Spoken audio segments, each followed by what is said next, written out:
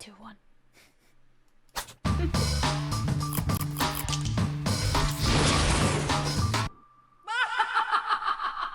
Hello everyone and welcome to Wowhead Weekly number 260. Yes, we're in the 60s now. We have two big topics to talk about today. We've got Blizzconline this weekend, and we also have some updates on the new patch 9.05, which should be here sometime in March, so we could potentially expect it within the next month, maybe even a little bit sooner than that. There's a few things in there that are interesting topics for us to cover, and with the Blizzconline, we also have a schedule, of course. Almost forgot that. We have a schedule, and that's why there's more to talk about on that. Before we get into anything, let me first introduce myself. I am Annie, or also known as Annie Fuchsia, and I am mostly found on Twitch playing lots and lots of World of Warcraft, streaming it day in and day out. My co-host is the lovely Perculia, and she's got something to show us here. Hey everyone, I'm Perk. I run Wowhead. Normally I am joined by Brightpaw, but today we are instead joined by the Helm of Domination. Blizzard was really kind and sent me some Blizzconline merch to preview, so we'll be going over the Helm and some t-shirts and some other items. We have had still not a ton of news because it's safe for Blizzconline, but we've had a schedule, we have the merch to discuss, and then we have the surprise 905 PTR that, doesn't have a ton of new content, but there are some things that got the community talking a lot. So why don't we discuss the BlizzConline stuff first, and then we can discuss this friend, and then we can move into the 905 PTR. Yeah, sounds good. Blizzconline. 19th of February. Should I get the schedule up straight away? Yeah, why don't we do that? We can go over the 19th and 20th. Mm-hmm. I have the schedule here. So if you, again, aren't sure how to watch this, it's free to everyone. So you don't need to pay for it. The money is just to get the cosmetics like the WoW Mountain Pet. And it starts at 2 p.m. Pacific time, so it's pretty late EU time. It but, is. Like normally the BlizzCon start in the morning, but this is a few hours later. So, definitely check the schedule to make sure you're tuning in at the right time for all this. And there's going to be there's going to be 6 channels you can watch. One is Blizzard, which I think is highlighting like the most hype panel at the time. There is a WoW only stream, a Hearthstone stream, a Diablo stream, Overwatch, and then like a strategy game, old school RTS channel. So it's like kind of like we suspected as well with the 6 channels, having one game for each one of them. So I had assumed that 5 of them are the same, but I didn't realize there would be a general Blizzard one. I thought there could be enough to do like WoW Shadowlands and WoW Classic, but I guess even if they have something like TBC to announce, it's not going to be like, what are they going to say? Like, oh, it's coming soon, like on this day. Like, I guess they don't have a lot to talk about filling, 3 hours of content. So even if you look at like the actual schedule, not all of these channels are focused on one game. Like the Blizzard channel is just like greatest hits. It's not, focused on one game. So, they're trying to do this on top of their other content at a time that isn't normally when they do BlizzCon. So, we should just be happy we have enough of, we're able to even have this. So for WoW on the first day, they have, I was a little surprised by this, but I guess we'll see what it is. The What's Next panel is only 30 minutes from 3:10 to 3:40. So the only thing I pretty can short is that like maybe when they announce a patch like on YouTube, they do like a deep dive and it's like 20 minutes or so. And at BlizzCon, when they have an hour to fill, it's they announce more stuff, like it's either an expansion or it's several patches at once, like when they did, Argus and the artifact weapon patch and then the Brawlers Guild patch. They announced several things, so maybe they don't want to reveal everything now, so we're only going to hear about 9.1, not 9.1 and 9.2. So that's what I think is going on. I think that they're going to focus on one patch as opposed to talking about, two patches. I think having just one patch be covered here actually does make sense, especially if it says connection successful now. So I should be back, I think. I can blame Brightpaw. Waiting for chat to confirm. We back. Back now. Okay. Okay, we're good? Seems like we're good, yeah. We back. Refresh. Awesome. Yes. I was disconnected for a moment. I was immediately connected again with Perk. She could hear me still. But the stream took a little bit longer to get back together. I apologize. I have had some net issues the past few days. I had no issues earlier today though when I was streaming myself, but it happens. Tech issues happen. We're gonna blame the cats. We're gonna blame the Helm is like the it's because we were considering to rip it apart. That's what's going on. Yes. It's the Helm of Domination. Okay, we need to kind of we need to remember where we were. What were we talking about? We're discussing this. We were talking about how the What's Next panel was only 30 minutes long, and normally at BlizzCon you have a full hour of stuff. So, World of Warcraft being such a short part. I think you guys did hear the part where Perk was talking about how sometimes we could expect to be covering 2 patches during that, but since it's short, it's probably only 1 patch. And I wanted to add to it and say it would make sense if they do, in that case, also add the announcement of TBC. And I think about there is when we were cutting out. I think that the 30 minutes would then make sense with covering 1 patch and the potential announcement of a TBC launch date. Yeah. And then following that, there's another 30-minute panel on the deep dive. And my guess is that the deep dive will explain things like the Valor points more in 905 and cover some of the things that Ian mentioned in interviews, like, we want to make sure loot is better for raiding. Like he tweeted, they want to do that in a future patch. So my guess is that the What's Next will highlight maybe like a new zone and a new raid, really flashy stuff. And then the dive will be, here's how we're improving on our existing systems like Covenant tuning and legendaries and stuff that your, super casual returning Arthas player may not be as hyped for. It's also interesting because if you look at the schedule, the Blizzard channel, which is highlighting like the biggest highlights, is choosing to rebroadcast Diablo What's Next over the deep dive. So there must be some news in Diablo What's Next, which is interesting. Diablo What's Next is also a full hour. Yep, it is indeed.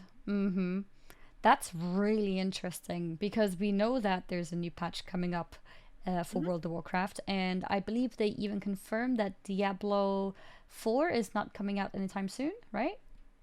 Yeah, Diablo 4, they said not until 2022 at the earliest, but they said there was going to be Diablo Immortal at 2021.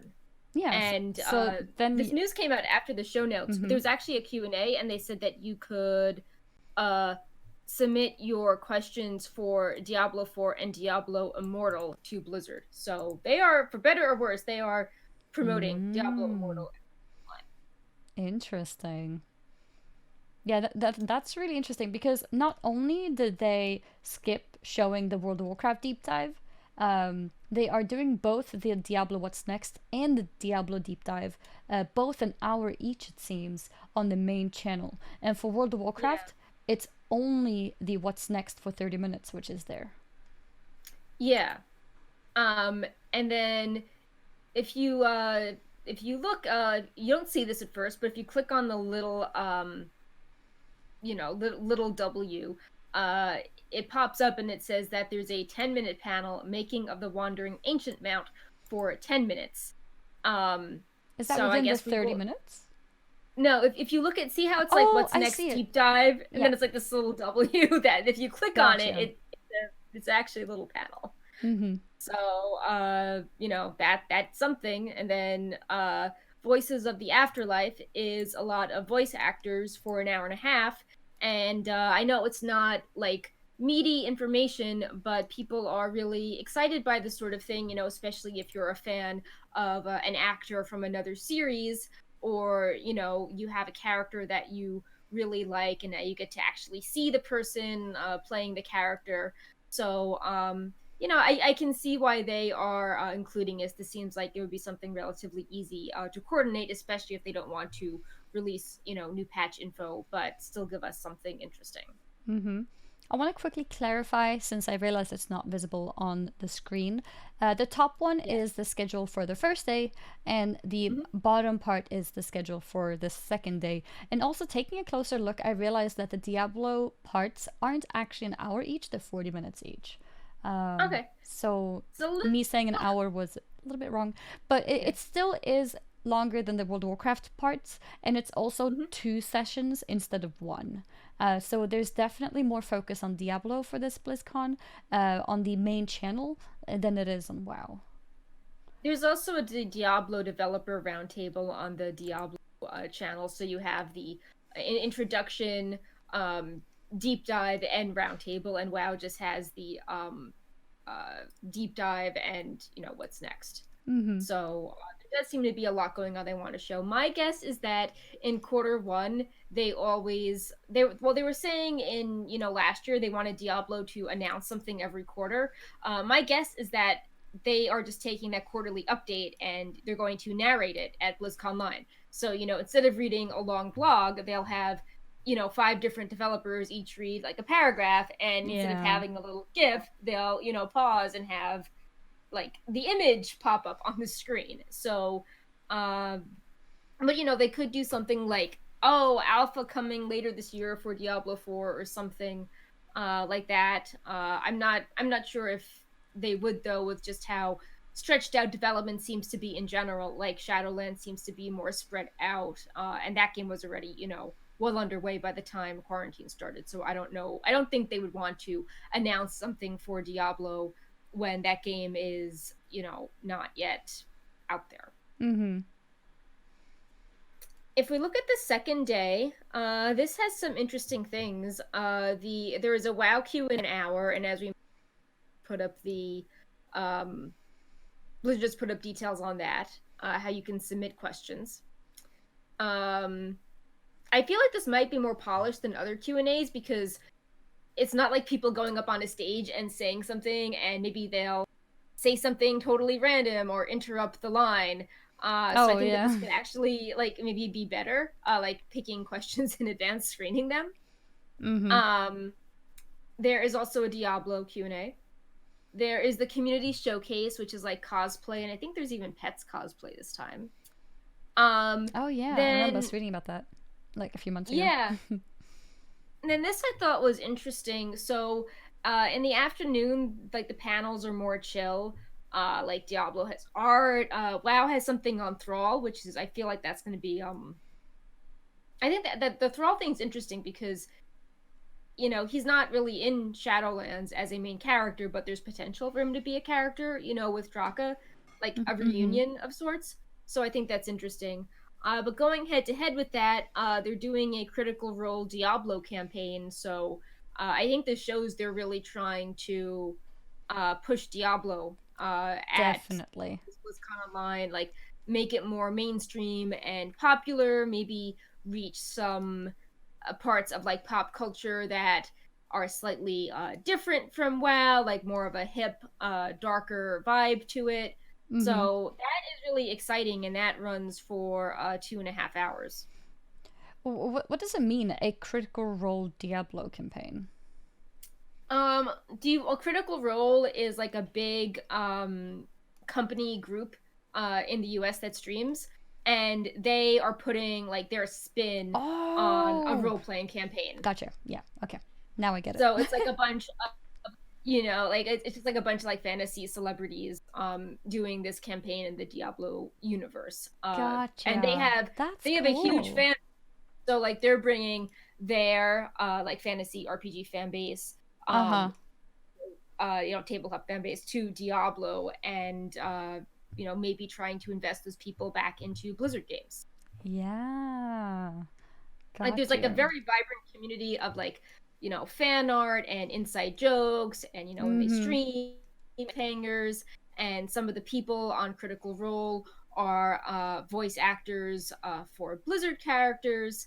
So it seems like it's a good crossover, and trying to get their very positive creative fan base maybe hype about Blizzard again. That's really cool. That definitely Yeah. does feel like they took that extra leap with Diablo, for this BlizzCon. Maybe to make up for the lack of Diablo in the past couple BlizzCons, which would make sense because there hasn't been anything new in Diablo for a while, and now that they do have the potential mobile game coming up and Diablo 4 next year potentially as well.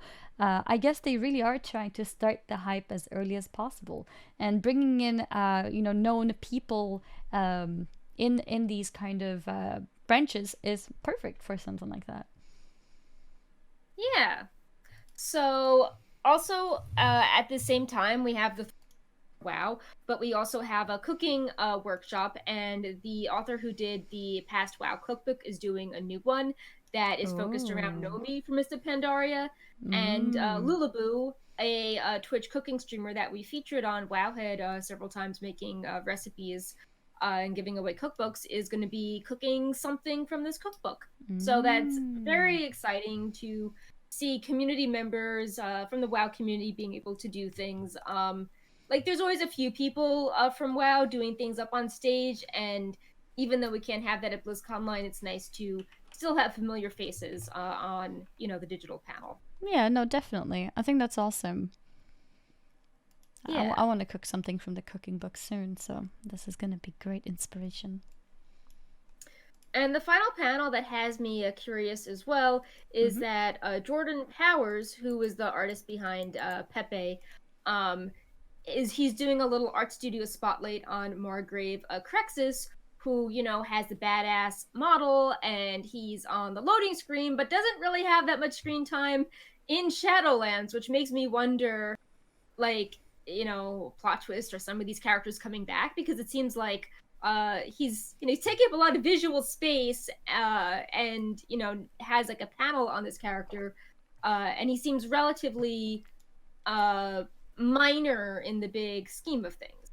I think enough time has passed for us to say that. Like he's you know Mm-hmm. he exits the story pretty soon with all the betrayals in Maldraxxus. So I wonder if some of these characters are going to make a return, and that's why they're getting a spotlight. Mm. So yeah. On which So channel that's was that going to be? so that's interesting, because if you go down to the strategy channel, Yeah, this see is under strategy now.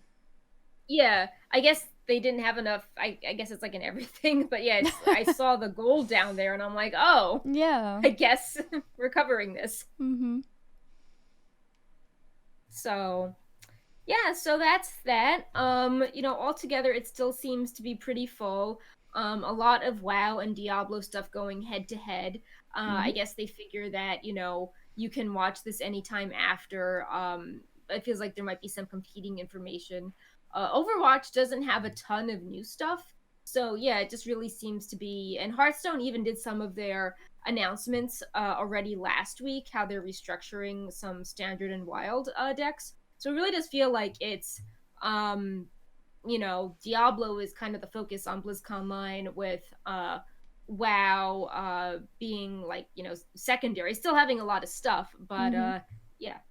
Yeah, just showing the 2 days again to you guys. So we have the top area, which is the first day of the schedule. The first row there, the one called Blizzard, is the main channel, I guess you could call it. And it first covers a short session of World of Warcraft after the opening ceremony, into a longer session of Diablo, into a behind the scenes of Overwatch, which is rebroadcasted from the Overwatch first scene, then going back into Diablo, and then the next day you have World of Warcraft Q&A into some community showcases, into the A Critical Role Diablo campaign. So that means on the main channel, Hearthstone is not even mentioned. And Yeah. the Overwatch is a quick sort of repetition of something that they went through before, and StarCraft Legends is not mentioned at all either. So yeah, it's definitely a main Diablo type of focus show, I would say, which is nice to see after a BlizzCon of Diablo being, barely present at all, and Yeah. um, and then a little bit of World of Warcraft to sprinkle a little bit of flavor on it. Yeah, and I mean they could. I still think they will do things like announce Burning Crusade Classic, which maybe doesn't need its own panel Mm-hmm. this early on, Mm-hmm. but I could still see people being really hype about that, even if it's just like 10 minutes in the opening ceremony. Mm-hmm. Oh yeah, I Um, do think TBT yeah, will be mentioned as well. And like you mentioned, actually, if Classic would have its own channel, it wouldn't really make sense because there probably wouldn't be that much to talk about, since a lot of it is, old content, nothing new really. yeah. So let's lighting. Is it time to show some Yes. merch? Yeah, I think it's time to show off some merch because you can buy this merch after the opening ceremony. So we're going to highlight the Helm of Domination, which this costs $300. Um, and it's pretty lightweight, as you can see, because I'm actually able to pick it up. Um, No, it Perk is looks actually really just really cool. strong. This thing weighs at least 50 kilos. Yeah, so you can see me trying to pull it apart. Don't Mm-hmm. think I'm gonna be successful though. They're real Lich Queen. But yeah. So you can see it's really detailed with the gem. The ends are a bit spiky, so you want to keep them away from your pets, but they're not gonna like cut you if you poke yourself with it. Really do not recommend sticking this on your head. I can't recommend that enough. This does have a stand. It's pretty simple. It's just a knob, and then there's a ridge in there. You just stick them together. And yeah, it's a pretty nice replica.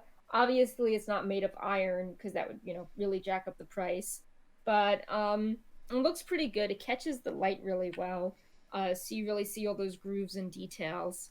There's even if you zoom in by the gem, you can see that there's these runes at the Oh, front, the like by camera the actually ice. focused so nicely too. Yeah, so that's really cool. Mm-hmm. I really like those details. And then even on the back, you've got these like fake nails. Still has a nice texture, so you can have it freestanding. It looks nice from all angles. Oh. And then the box, it came with even though it's very easy, no assembly needed. The box is still. How do I want to do this? The box is still really sturdy and big. So this is the box. Um, Ooh. That box is and massive. then yeah, and then like this has the history of the helm on the back, and it is pretty Mm. massive even compared to the helm. Like I have both of them on the counter, and you can see the box is a bit bigger. I guess you have this little narrow spike coming up that needs a lot of packaging, but yeah. So you've got Arthas, and then superimposed, you can sort of see with the light shining. You've got the helm Yeah. decal and then, like I said, forged a calling to the jailer's will, the Helm of Domination was to be the vessel of death's influence on Azeroth. The Nathrazim imprisoned the spirit of the Orc chieftain Nirzul within the helm, granting him command over a vast army of undead. The fallen Prince Arthas Menethil freed the helm from the frozen throne, donning it to take up the mantle of the Lich King. So, like we said last time, like this branding is very much Arthas. It's not Mm-hmm. like, oh, Bolvar is, the current wearer, or it's broken in Shadowlands, or here's a picture of Sylvanas pulling apart the helm. This is very much an Arthas helm, which, furthers the speculation he's gonna, have a little brief cameo at BlizzCon. Yeah, it definitely does feel like it points towards it. You could Yeah. probably fit into that box. I know. Those shopping bags they give you, I fit into those. Oh, yeah, those big shopping bags. Oh, another Yeah. BlizzCon memory. Yeah. So, but yeah, it's pretty awesome. this is going online right after the opening ceremony at 3 p.m. and they were saying it's limited edition for Blizzard's 30th anniversary. Mm-hmm. So the price point, may be higher if there's fewer of these being made. It is Yeah. cheaper than Thrall statues, which were like over $600. But this is more expensive than, say, the Prince Arthas statue, which was, made of cheaper materials, flimsier. You assembled it yourself, and that was around 100. So, but yeah, Gotcha. obviously, it's a really awesome piece. Blizzard employees get something similar when they're with the company for 20 years. They're like, helms inspired by Arthas. So this is pretty rare. Pretty cool. Yeah. That's really cool. Yeah. And Brightpaw isn't around, but yeah, just don't Brightpaw's like, I am not gonna be close to that thing. It is doomed. Yeah. So, actually I have some, one sec. I'm gonna, as we talk, I'm gonna see if I can send you some pictures of Brightpaw with the helm in Discord, because I took some pictures of him with the helm. So I'm just uploading, seeing if I have it so I can upload this on my phone. He has a few. He liked it. He was sniffing it. Oh. There's picture 1. And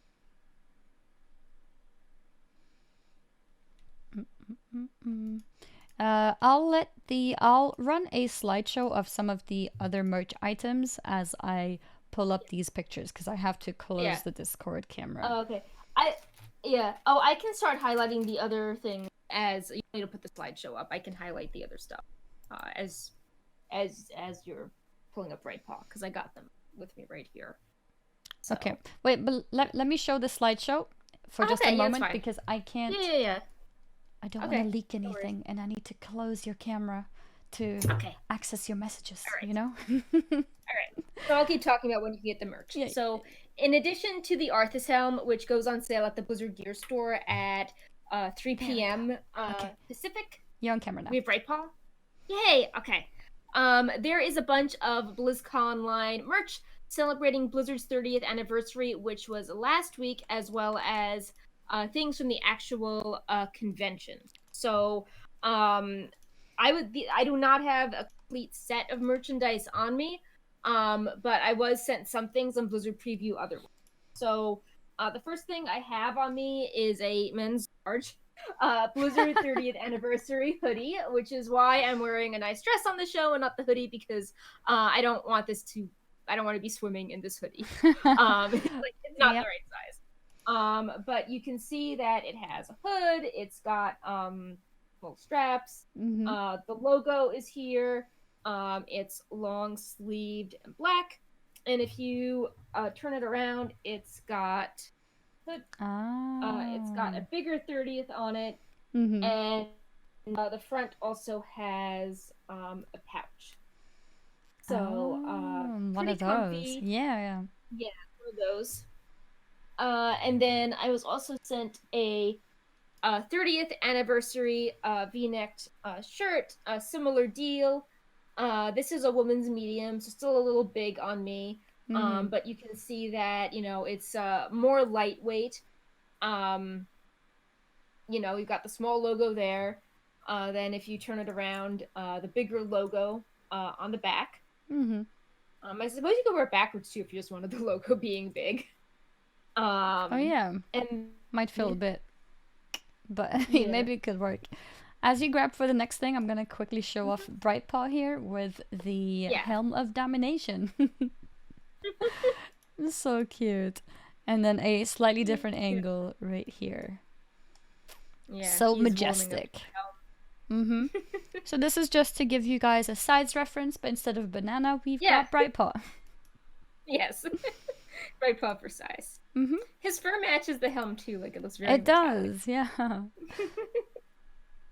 So, in addition to this, I was sent a journal.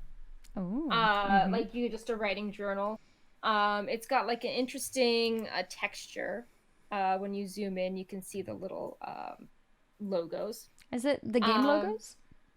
yeah, and you can see them a little better on the Mm. inside where it says Mm-hmm. 30th anniversary, and Mm-hmm. it's in gold. And it comes with the strap so you can keep it shut.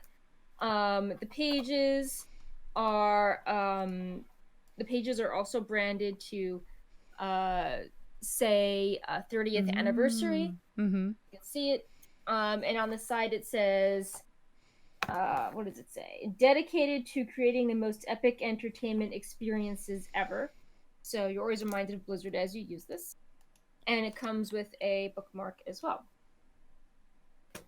Yep. And we also have this pin, which everyone is always excited about. People love pins.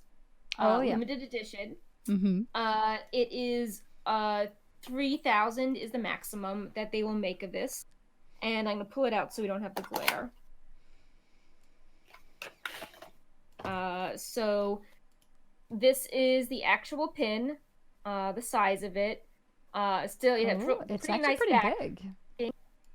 Yeah, it actually needs 2 fastenings on the back. Yeah. So those are the official B for Blizzard fastenings. And we can pull it out and just see if there's anything more interesting back. Come on, pen. It's like stuck it.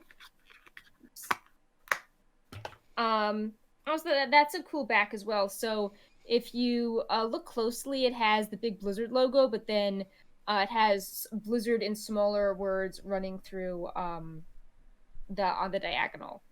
Oh. Yeah, So, cool. yeah. So I know that everyone likes collecting pins, and at BlizzCon they always announce a few limited ones. They might do one that has 1,000 that they make, or 2,000. Some of the pins I have back here were, I think, limited runs. Like I've got some Alliance and Horde Murlocs I think must have been limited. So yeah, this is the BlizzConline one. I don't think there might be. You got muted for a moment, but I think you're back. Oh, weird. I was just fumbling with this. I was not muted. But yeah, so, and yeah, all sides of the box are really pretty. If there's the if you don't detailing want to all take the it out of sides. the Yep. yeah. Mm-hmm. So if you don't want to take it out of the box, it looks really nice just, hanging up in the background. Mm-hmm. Brightpaw did a number here, so we're gonna put some merch to balance it out. Yep. The next thing we have to share is we highlighted him last week as a sneak peek, but we've got this Murloc who is Glimmer. Yeah. And you can find him in game too. Yeah, he came in game in November. What was it? October. It was like with the pre-patch, I think. So obviously, they probably intended him to be done for BlizzCon and release them simultaneously, like they did with the Yellow Murloc, who I highlighted last time. I'm not gonna put him out. I highlighted him last week, and if you may remember, I discovered Brightpaw had eaten the tops of his fins. Yeah. So fortunately, Glimmer has not been similarly attacked by Brightpaw. But yeah, he's a purple plush. He, has some blue detailing on him. The fins, the butt with the tail, the little stitch detailing. If we pull up an old Murloc, like this pink one, who also has some blue, you can just see them for size. They look pretty similar. I think that these are different manufacturers, so the dimensions are a little different. This isn't the best example, but the teeth part is a little different. But otherwise pretty similar in their shape. Can't really tell the difference. And yeah, you can get Glimmer in game as well. So yeah, I know people are always really excited about plushies. I think for a while Blizzard was trying to do very elaborate plushies, and there's nothing wrong with them, but it's nice for them to kind of backtrack and just, have a plushie you can put somewhere or hug, or just have in a cool spot, as opposed to one that has to be in a plastic box, and you feel bad when you take it out of its packaging. Like, Womper had that. I think Shadow had that. There were a few that were very elaborately packaged, and it's nice to just have a simple, cool plush of something cool in the game. Yeah, and I like Murlocs too, and how they have multiple of them, so you just have like your own little collection of mini Murlocs. You got the blue one, the purple one, the yellow one. It's nice, I think. It's like a very simple concept, but works very nicely. A lot of people have kids. They don't need a super elaborate plushie. And they just like collecting a series. And there was a while at BlizzCon with Traditions where there was always a Murloc announced at BlizzCon, and I think they stopped doing that maybe more recently to do more elaborate things. But it was definitely a sense of like, oh, when which color Murloc will be this year. I think there was even a Garrosh Murloc one year. Let me see. No, this wasn't it, but here's an example. Here's another one. Yeah. Oh, he looks so cool. Yeah. So this is the light. His limbs are really floppy. So this is the light purple one and the dark purple one. So. Oh, all these Murlocs are falling. Bright Paws is so happy. The cat has made it not safe. Yeah. Cat versus Murlocs. So Cat 1, Murloc 0. We highlighted the lanyard last week that Annie and I got sent as press, which was this one. And Blizzard sent me, I don't know if this will be on sale, but the one I'm showing is another going to be on sale. And your voice is cutting a little bit more often now. I'm not sure if it's only on my end or if stream can hear it too.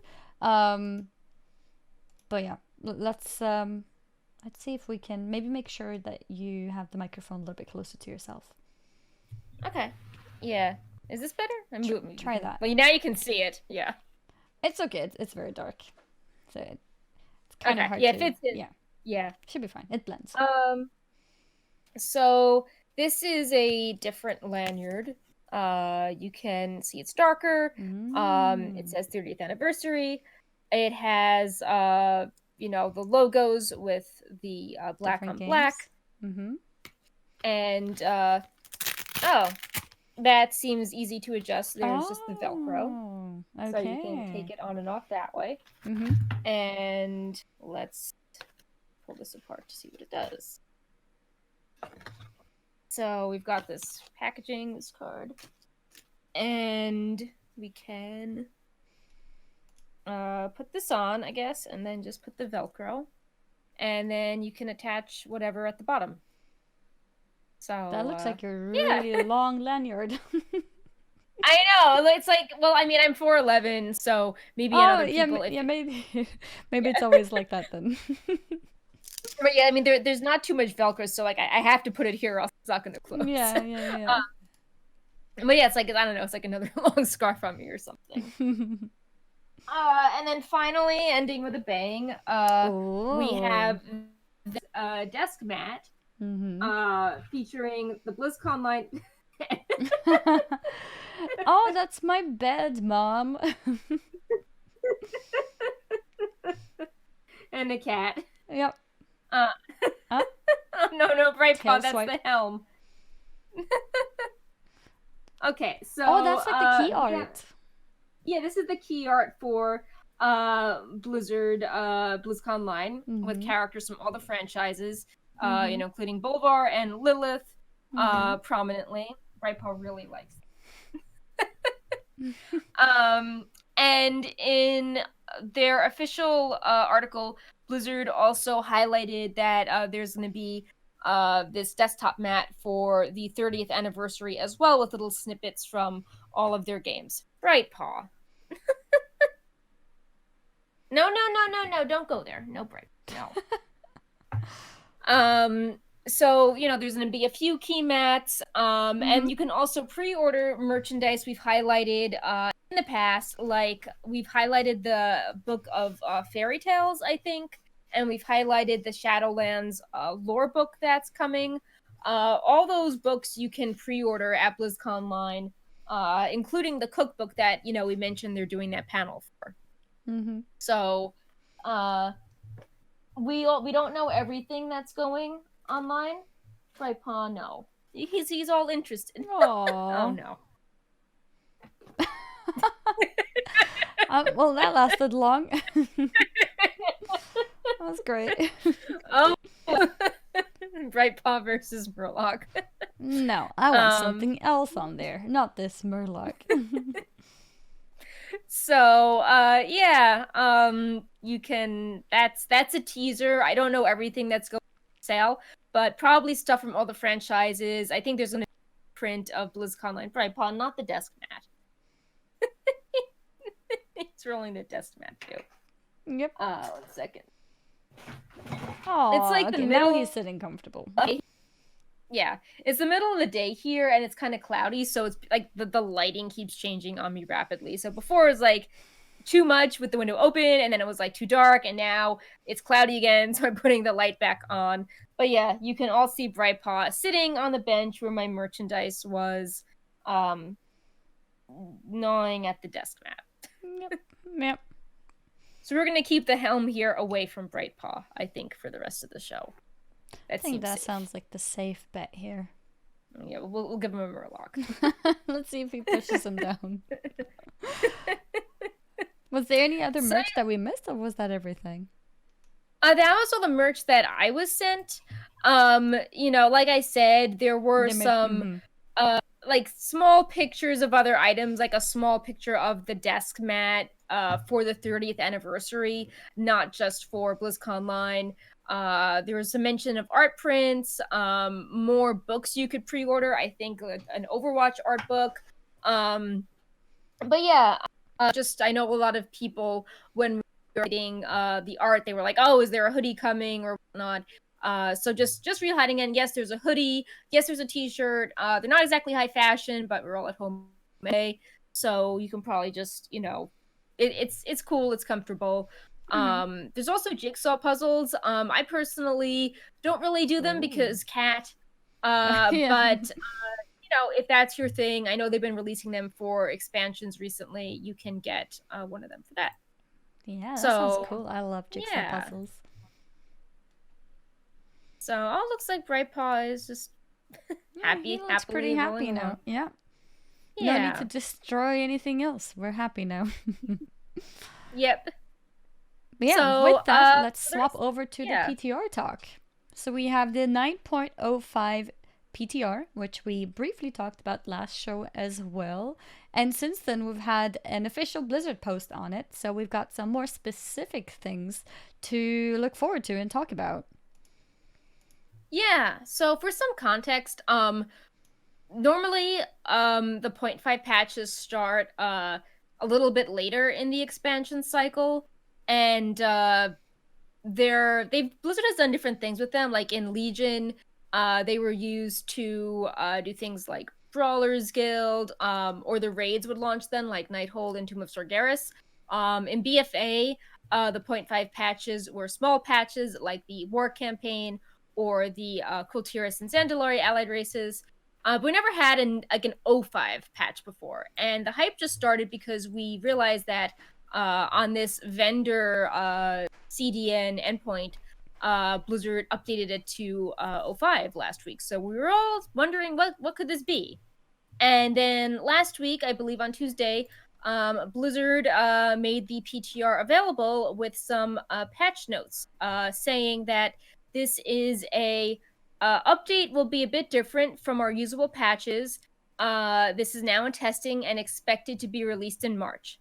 It's focused almost entirely on systems responding to community feedback about rewards, doing tuning that requires the sort of notice and iteration that a PTR allows, and fixing a range of bugs that are beyond the scope of our ability to hotfix. We know everyone is eager to hear about the next chapter in the Shadowlands saga and what new adventures and rewards it will bring, and we'll have a lot more information on that in the very near future. In the meantime, we'll use this patch to get changes into your hands faster than a large content patch would allow. Yeah. Exciting things for such a small half patch, I guess we could call it.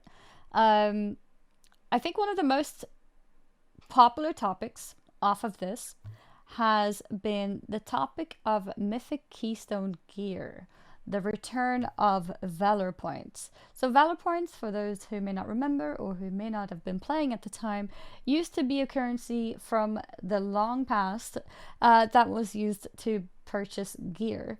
And we are getting this currency back, and the way that it's going to work now is that it's going to be specifically for Mythic Plus gear, and it's a currency to be able to upgrade your gear. And this is a pretty big deal. It makes sense that it's part of a patch because it changes how the game works in a lot of ways, because suddenly you want to do things in it. You want to actually potentially farm dungeons to then get the gear that is interesting for you, and then you want to spend the valor points to upgrade the gear which you think is the most valuable to you. And the valor point system will be similar to the conquest, where it is time gated, so there's limited amount of things that you can upgrade at any one time, and you can continue to do so on a weekly basis. There's a few limitations on this, which has, brought lots of concerns from people. One of the main things of the upgrade system is that it is currently capped at an item level of 220. And just as a reminder, in case you're not aware, the highest item level that you can get from PvE is 220, except some of the 226 from raiding and PvP, and then you got the 233 weapons as well from PvP. So this means that doing raiding or PvPing is going to be much better than doing Mythic Plus. And then the real question comes up: should Mythic Plus be treated as its own end game content, where it should be given the same loot as raiding and PvP, or should it not? And yeah, you get the 233 weapon from raiding the end bosses as well on Mythic difficulty. So it's a question of whether Mythic Plus should be having access to that type of gear as well or not. Yeah, I would also say that this ties into the issue where it just feels like Mythic Plus doesn't have as much as of an elaborate reward structure as raiding or PvP. Like if you compare the stuff you get for going up the PvP leaderboard, there's just like gladiator mounts and gear you can unlock and titles, and it just seems much more robust. So if Blizzard is saying that in Shadowlands they want to encourage people to try out all of the systems, the Mythic Plus pillar of endgame feels a little lacking. I would also add that this made some people sad. Blizzard stated that you cannot maybe there's tech limitations, but they said that if you get a piece now, you cannot upgrade it in 905. So if you get a really good trinket, that would be a lot better at 220, you need to get that in 905. And I guess they don't want people, opening up support tickets saying, oh, I opened this in January and I deleted the trinket, give this back to me. Or maybe there's a tech reason why they can't have it go between patches. But I know a lot of people were excited to maybe focus on some items that would be great at a higher item level and get those now, and they were excited to upgrade them in 905, and now they can't do that. And it seems like that could be a bit of a missed opportunity for people that were looking for something to do in what could be considered a sort of content lull for a casual player. I was sitting and thinking about that too. It could definitely be a case where they don't want things to be overhauled and farmed up beforehand, before the system is implemented. But if I remember correctly, we had an issue with the corruption system, where the old gear couldn't be corrupted, but only the new gear that drops afterwards. So I'm thinking that maybe there's a similar issue there, where because the gear is coded differently, even though the items are called the same thing, they're probably programmed in a way where they're actually very, very different.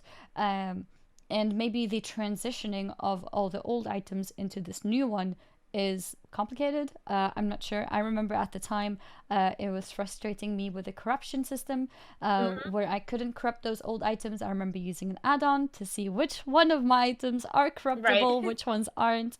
And I think they did have a fix for that came later. I might be wrong on that, but I think they did fix it a little bit later, like a few weeks in or something. So I could see that we might have a solution like that potentially later on. or they will just accept it as it is because maybe it takes too long to code it or something, so they don't want to prioritize that.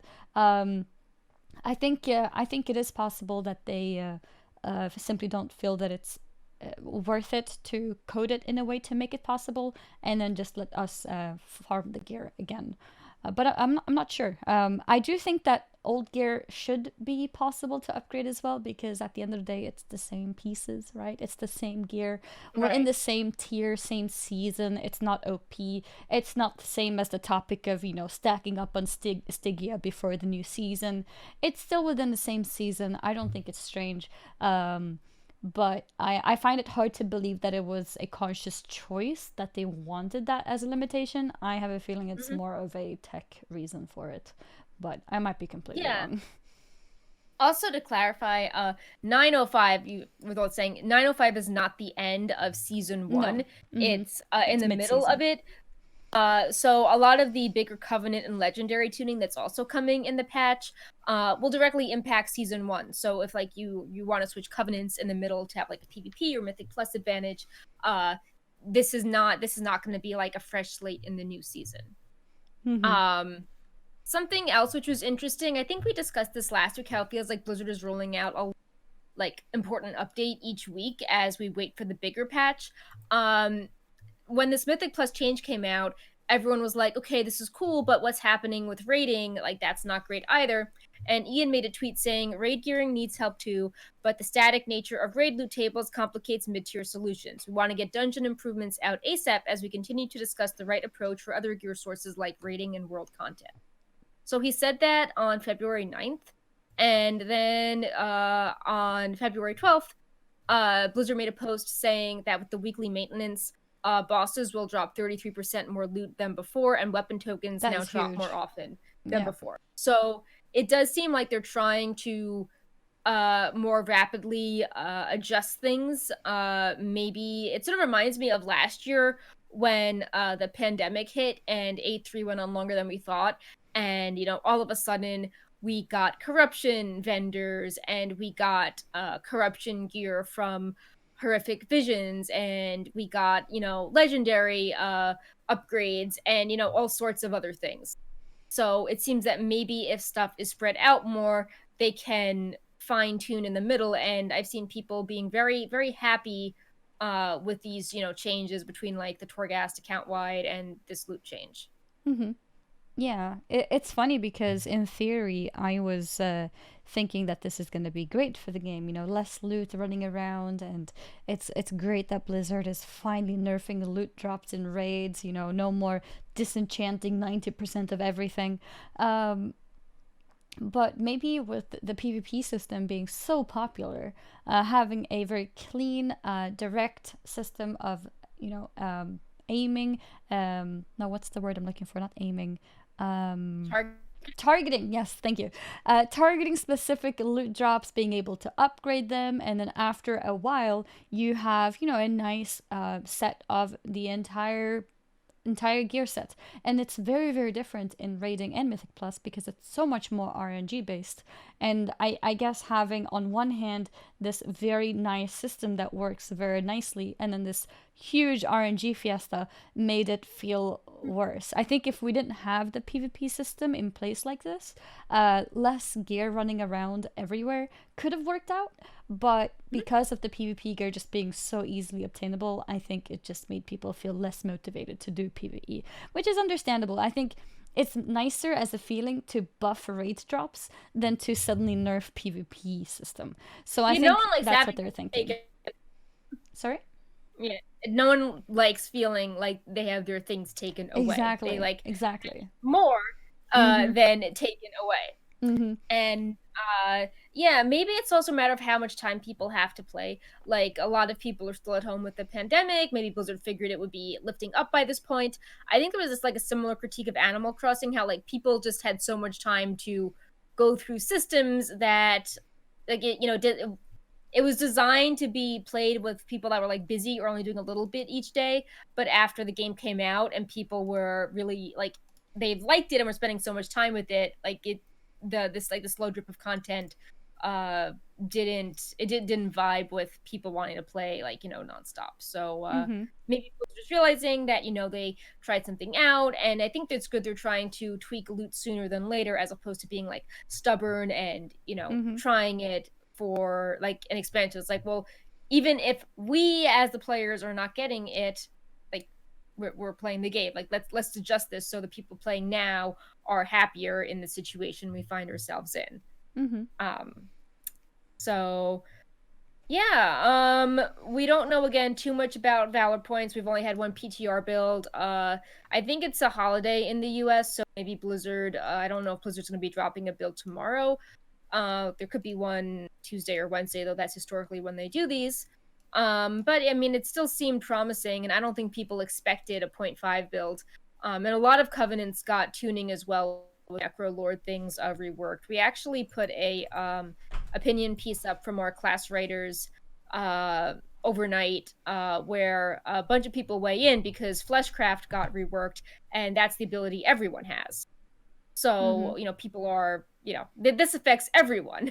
So, you might want to consider going Necrolord again if, if this is like way better. Mm-hmm. The channeling time is less, you take less damage while channeling it. You don't have the weird, like, elite, strong mob consumption bit. And it just seems stronger. So people have a lot of thoughts about this. Mm-hmm. But yeah, we will have a few more articles after the show going over the class tuning and what it means. Obviously, it's very preliminary, but people still want to know, like, is this going in the right direction? Did this affect anything? So we have a few more analytical articles coming this afternoon on that. Mm-hmm. And similar to But the yeah. system where they buffed the Mythic Plus system and they buffed the raid system, same thing with the conduits. What they tried to do was buff the less popular abilities, or less strong abilities, maybe I should say, to make them a little bit better, rather than nerfing the ones that are pretty strong already. It's better to give a little bit more cake to the weaker ones than to take away the cake from the already happy ones. I think that's what they're trying to do. Also, on the topic of Mythic Plus, the big question with gearing and everything, I think especially because you mentioned this as well, the pillar, one of the pillars of WoW Endgame. Hi, Luna. It's been a topic by Ian, and a lot of other people too. How Mythic Plus is, becoming the third sort of end game pillar of the game, and with it becoming such a big part of end game, maybe. Am I still? Yeah. Okay, we're good. Is Luna doing? She just changed something on my monitor, so I wasn't sure if I'm still streaming. Oh no! But we're good now. What was I gonna say? So if Mythic Plus is gonna be considered a big pillar of endgame content, well, then maybe it means that they should also have access to higher gear, especially since you do have access to 226 gear from the Great Vault, based on a very, very harsh RNG system. I don't really see why they shouldn't have some kind of access to 226 in a different way as well, maybe by putting some kind of requirements on higher keys, or just something to make it a bit more comparable. Because if they do have access to the gear from the Great Vault, then there should be another way too. I feel like there should always be a way where you can work hard and get something and not just depend on RNG. If the Vault itself didn't give 226, I think it would be a different topic. But since the Vault does, there should be a way for the players to do it by being, hardworking. And I think that, like, the passionate discussion surrounding Mythic Plus should show to Blizzard that people really do care about this part of the game, and it is, worthy of being expanded out, like, as much as arena and raiding. Like, I mean, I think it's telling that people really like this, even though there aren't very many cosmetic rewards from it. You have a lot of people going over their, Raider IO score, while, for PvP, there's an actual metric to have a raid in game, and there's leaderboards for rating showing the top 100 people. And, Mm-hmm. we're relying on a very good third-party site, but there's no similar official rating. So I think Blizzard should realize that between people doing this without many rewards, being passionate about wanting a better reward system, and making their own rating metrics, like other parts of the game officially have, that they could stand to do a lot more with this, and just, look at community feedback and interest, and try to build it out based on what people are kind of doing themselves. Mm-hmm. Definitely. But in a totally different PTR topic, we have some new soul shapes, including a cat. Oh yeah. Right, Paul, come back. We're talking about you. Let me get and it. we've got two rounds. We have 2 rounds of these soul shapes. The first round of soul shapes have items associated with them, like the yak, shovel tusk, hippo, and kodo. So those are pretty much obviously coming because their items are saying soul shape. But then there's another batch that have like very similar model IDs, same numerical range, no items yet though. And these are things like corgis, cats, dogs, squirrels, and there is an achievement called like soul shape small form. So maybe you have to do something and then you can access this group of soul shapes that are themed after like battle pets or smaller critters. Mm-hmm. But yes, the corgi and the cat are very cute. Yeah, they are. Then we have the frog as well here. Yeah.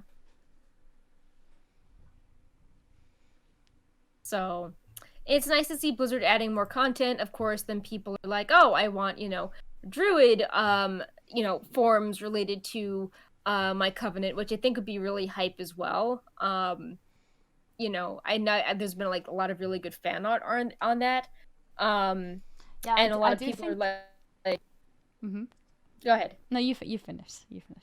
I was gonna say that I think that the soul shape is cool, like very situational, and it's not a cosmetic thing you can show off all the time, like in Azeroth. So I think that being able to have some of this cool stuff on visible all the time, not just like limited to one covenant and one expansion, one zone, I think would be exciting.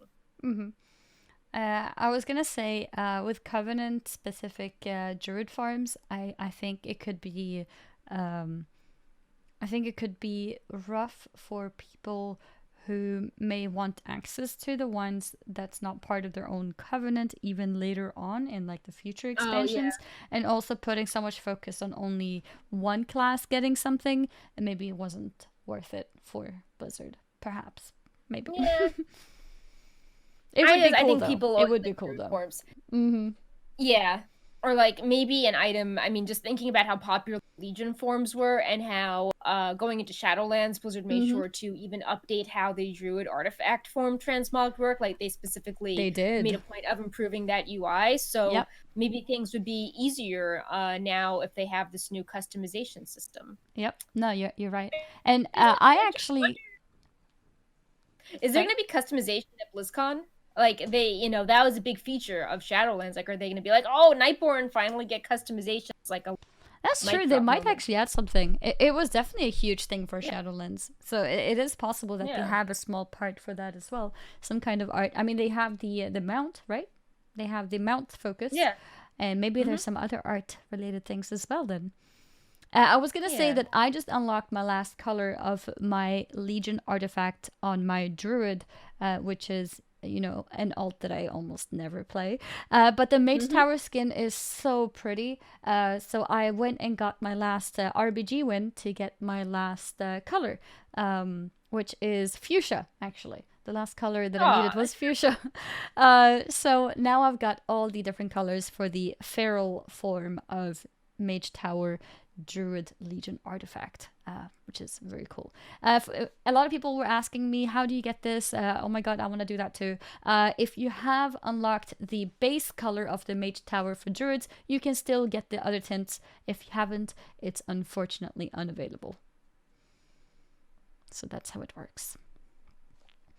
Yeah. Yeah. So years later, and the Druid forms are still interesting. Yeah, so yeah, I wonder if they'll be like, oh, by the way, Nightborn, Allied Race, or new Druid form. Cool picture on the screen. People like that sort of thing. Speaking of models, we have some mystery models coming. I don't know when Blizzard will announce this, but we data mined a Sapphire Skyblazer and a Fire Plume, a Phoenix mount. And the source is marked as promotion, so the mount models are hidden, but we have descriptions. And the first is, these brilliant bluebirds, brighter and hotter than their orange cousins, though the origin of both remains a mystery. And Phoenix is, tore a blazing sky through a wintry night did the hawk with fiery wings. What future foretold, what story would unfold when the elements take to the sky and sing. So, we obviously got like an orange versus, I don't know if that's like Alliance versus Horde. I don't think it is, because the orange isn't red. But there are 2 promotion mounts coming in the future. And no one knows what they could be for. There was this unused mount called the Stormcrow that people thought could be a Heroes of the Storm promotion, because it looked like a Warlord's mount but all blue. But it was never used, so maybe that could be the Sapphire Skyblazer. But yeah, like, what do you think these could be from? To me, they don't really scream Diablo Immortal or Diablo 4. I wonder if they're like a esports thing, although the toys didn't go well with how they Blizzard made it seem like the money from the esports toys being added to the pool, but it was in place of the pool because they raised so much money. So hopefully, if they do that again, they could improve the wording on it. But yeah, this is the only thing I could think of as some sort of esports reward. Do we are we gonna assume that these promotions are part of this 30th anniversary / BlizzConline, or could this be in the future after that too? It could be anything. It could be a shop mount. It could be with 6 months of game time. It could be I don't know, win 3 games in Hearthstone. It could be tied to many things. Just the fact that it's encrypted and the source says promotion leads us tied to something on the shop. It's interesting. I don't think it's related to any kind of TBC thing. Well, the Fire Plume Phoenix could be like Alar. Like Ashes of Alar. Oh. From like a high def version. Yeah. Yeah, maybe this is part of a TBC celebration bundle. But then again, we did I guess it doesn't have to come out at the same time as BlizzConline, but it could definitely be some kind of promotion for TBC together with retail, because we kind of already got a mount from the BlizzConline, right? So I feel like it would be too many mounts from the same thing. So I feel like they would probably spread this onto something else, perhaps in combination with TBC launching. Encrypted stuff can be hinted at months in advance. So I remember some of the items we data mined an icon for over a year in advance. Remember when Blizzard added that cape for the anniversary and it was very BFA themed? I think we data mined the icon for that back in early 2019, and it was put into the game in late 2020.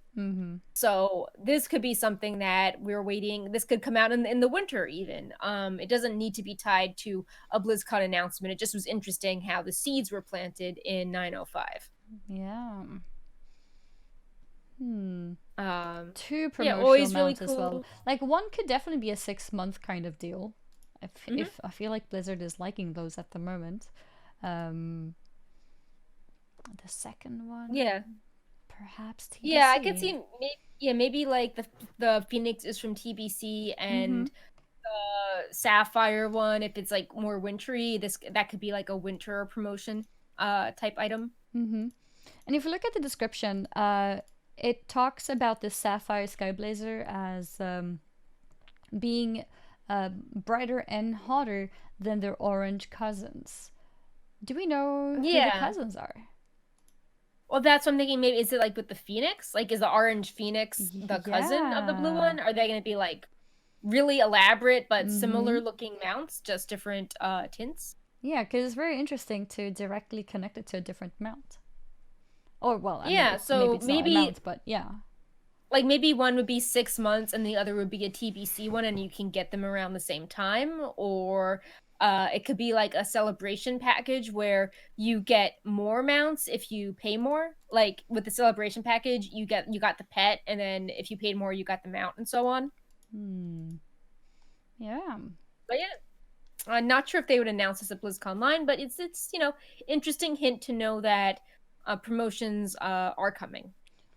I feel like it would maybe Um, be a bit too much in general. Like we recently had the Lunar mount, and we had the BlizzCon Really line one. unfortunate Was that? on that. Like, I don't think I don't think it was intended, but it's just like the Lunar Festival always at a fixed time, Yeah. and the anniversary happened to be also at the time, so they just Yep. dropped everything Mm-hmm. around then. But yeah, it does feel like a bit fatigued with Yeah. promotional items It does now, feel a little bit overkill, I think. especially because like people usually don't spend as much money at the start of the year. Mm-hmm. So like a That's lot of people also are like, true. oh, I splurge for Christmas, I'm gonna chill for a bit. Um, so yeah. Mm-hmm. Um, but yeah, for our final one, we have some items that we about, and that is the Ember Court. The Ember Court now has gotten unique things for Love is in the Air, Lunar Festival, and now it's getting a Noble Garden egg hunt. Mm-hmm. And we data mined some egg tracking spells, Theotar's egg hunt, feeling hoppy, excellent diplomacy, which increases Feeling friendship hoppy. by 300%. So you can do 4 weeks of friendship in one during Noble Garden. You can put bunny ears on to match Theotar. And then there are 4 eggs, each with little descriptions like Theotar's egg, happily painted with all the colors of the rainbow, bring it to Theotar for bonus happiness. Or Prince Renethal, carefully painted with the symbols of his guest covenants, bring it to Prince Renethal. Mm-hmm. So I think it's cool that they're getting this, but it makes you wonder, why does the Venthyr only get the holidays? Like maybe some of the holidays don't translate well into the afterlife, but it does seem to be, if you're a casual, it does seem to be a little perk. Like, why are they the only ones that get stuff? Wouldn't it make Yeah. sense for like To the spread them Night out a bit. Fae? Yeah, like the Night Fae could have a lunar festival thing because like the night elf and like Tauren ties and the Emerald Dream. It makes sense that they could have elders, or like it makes a lot of sense. Why the Venthyr do say Hollow's End. Mm-hmm. But maybe the Necrolord should celebrate Hollow's End too because of all the bones. Mm-hmm. Or the Curian, could have Midsummer Festival because they're all about light and brightness, stuff like that. So I feel like Noble Garden should also be Night Fae, like Ardenweald. yeah. So I definitely think it's really cool that the Venthyr team had the time and resources to add all the stuff. Maybe this was something they added with their extra time with the Shadowlands delay. They added the Mm-hmm. holidays in. Mm-hmm. But I do think it would be cool if they could spread the love to the other realms as well. Mm-hmm. Definitely. Just make the game feel more immersive, across the different covenants. Because somebody who doesn't play Venthyr and who doesn't necessarily read news that are outside their own sort of circle of events, they may not even know that there are these updates, and that's a Yeah, shame. I mean, maybe it doesn't fit some as much. Like, I know the Curian are about like erasing their past, so maybe they don't want to celebrate, holidays. But for others that hold on to their past, I think I think Yeah. it makes sense for Mm-hmm. the Night Fae to have some of this, especially with like how the Night Fae campaign is directly tied to Azeroth Mm-hmm. characters Mm-hmm. more so than the others. Mm-hmm. So, But yeah. but yeah, I mean, obviously, I think all the eggs are Venthyr are this mix of like throwing a party, but also being like very disturbing, and where all the people who really mess up go. It's this interesting contradiction. Yeah. So like they're very proper, but they're hunting all their eggs. So yeah. Noble Garden begins April 5th and runs through April 12th. So obviously, if this patch is in March, I guess we also learned that patch 905 is not going to be April 5th. It's that, patch 9.1 is not going to be in April. That's 905. Yep. Because that's why they put the Noble Garden stuff in now versus waiting. Mm-hmm. But yeah, so that's that about it. Covers everything. Mm-hmm. Once again, if you missed it earlier, we put these videos on YouTube and we highlighted the Domination statue on the show. Got some real close-ups so check it out if you want a review of it. We also had a Murloc, which Brightpaw carried on, and I really like the desk mat. Maybe this will summon. Yeah, it's really cool. Yeah, so just there's another big one. Desk mats are in general really cool, and then this one with the key art is awesome. So I think this one's really pretty. All the colors, and then collector's edition pin. This lanyard I have. Journal, a few other things. The helm is $299 plus shipping. I don't know when it ships out, just that you can purchase it after the opening ceremony. And we also went over the BlizzConline schedule, which you do not need a ticket to watch. And it starts a little later than usual BlizzCons, so if you're Europe, just plan accordingly. And also on the topic of events, I want to remind you guys that it is currently Love is in the Air event in the game. So if you are interested in the Love Rocket mount, it's a good time to try and run some characters in if they're level 50 or above to see if you're lucky enough to get the mount. The mount is only available during this event, which covers 2 weeks in the whole year. Yeah, sorry? And Lunar Festival also runs until the 19th. And you can make your flower crowns transmogable throughout the entire year if you do a special quest. Yep. Yeah. Indeed. And I think that's it from us today. I think that is it. Thank you guys very much for watching today. And as Perk mentioned, this does go on to YouTube. So if you want to watch Perk go through all the different merch in more detail, you can check it out over there. We normally upload within 24 hours.